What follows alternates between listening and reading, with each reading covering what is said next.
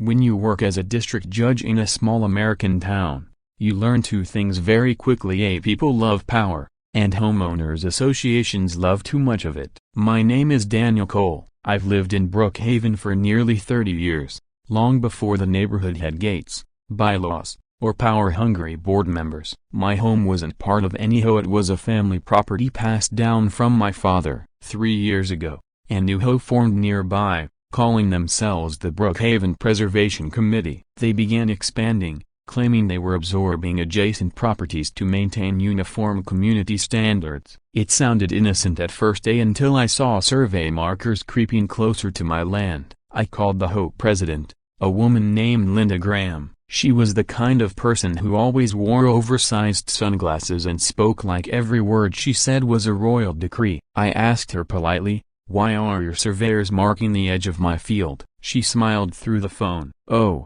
that's just preliminary, Judge Cole. We're incorporating nearby land into the association. It'll raise property values for everyone." I told her firmly, "My land isn't for sale, and I never agreed to join your HO." She laughed softly, as if I were a child. Well, sometimes things move faster than paperwork. That was the first red flag. A month later, I came home to find a new HO property sign posted at the edge of my driveway. They even repainted the curb with the HO's signature blue stripe. I removed the sign and paint myself, thinking it was some clerical mistake. The next morning, I received an email titled Notice of Violation. It claimed I had defaced community property and owed a fine of $500. That's when I realized this wasn't incompetence. It was a power grab.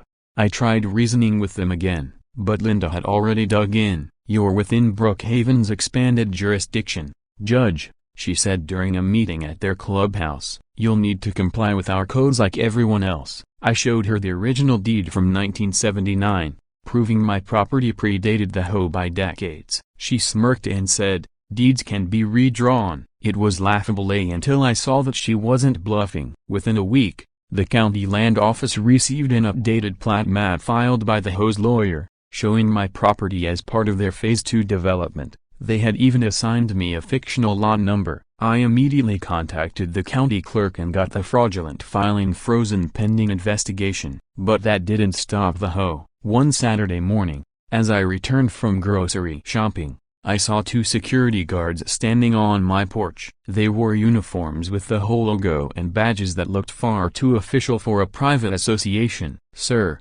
one of them said stiffly, "you're trespassing on HO property. We've been instructed to escort you off these premises." I laughed in disbelief. "You're standing on my porch." They didn't budge. One of them even radioed, "We have the subject present." Within minutes, a police cruiser pulled up. Apparently, the HO had called in a trespassing complaint against me. The responding officer was young, clearly nervous. "Judge Cole?"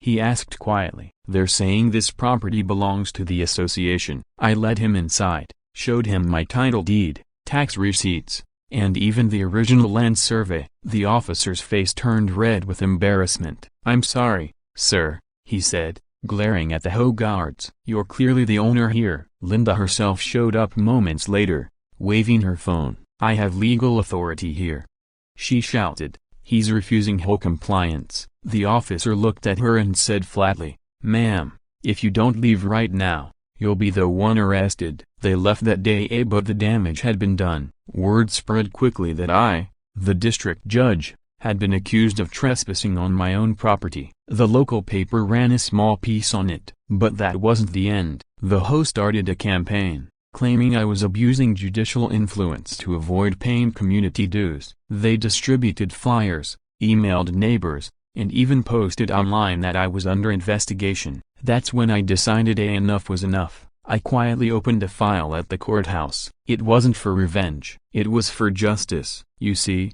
in my position, I often review civil disputes, including those involving HOs. I recused myself from the case but ensured a special hearing was scheduled before a neutral panel of judges from the next county. The investigation uncovered something far darker. The Brookhaven HO had been illegally expanding its jurisdiction for over 2 years, falsifying plats, filing fraudulent liens, and coercing homeowners to sign community inclusion agreements under threat of property disputes. Linda's signature appeared on nearly all the documents. When the county assessor's office confirmed the forgery, the dominoes began to fall. During the hearing, Linda strutted into the courtroom like she owned the place. She didn't realize she was walking into my courtroom. I was presiding that morning over another case, but as she entered, she froze, recognizing me instantly. The bailiff called out, "All rise." I stood, looked directly at her, and said calmly, "Mrs. Graham, please be seated.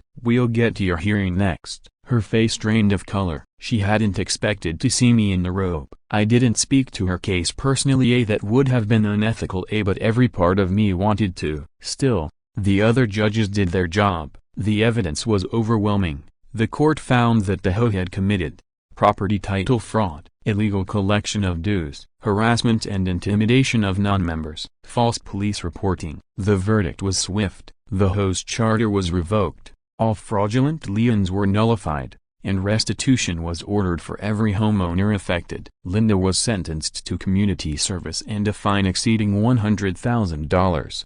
Her lawyer lost his license for filing falsified documents. A week later, county workers came out and removed every Ho property sign. The gates that once blocked access were dismantled. Neighbors began thanking me, saying they'd been afraid to speak up. Many had paid thousands in fake fees to avoid threats of foreclosure, and me? I sat on my porch one quiet evening, the same porch I'd supposedly been trespassing on. The sunset over the fields looked just like it did before all the chaos, warm, calm, timeless. Linda moved away shortly after the ruling. Her old mansion went up for sale, and a young family bought it at half price. Sometimes, I still receive letters from nearby homeowners thanking me for standing up to them. I don't see it that way. I wasn't trying to be a hero. I was just defending what was mine and protecting the rule of law, because when those who think they're above the law come knocking a broken bar, sometimes they forget who writes.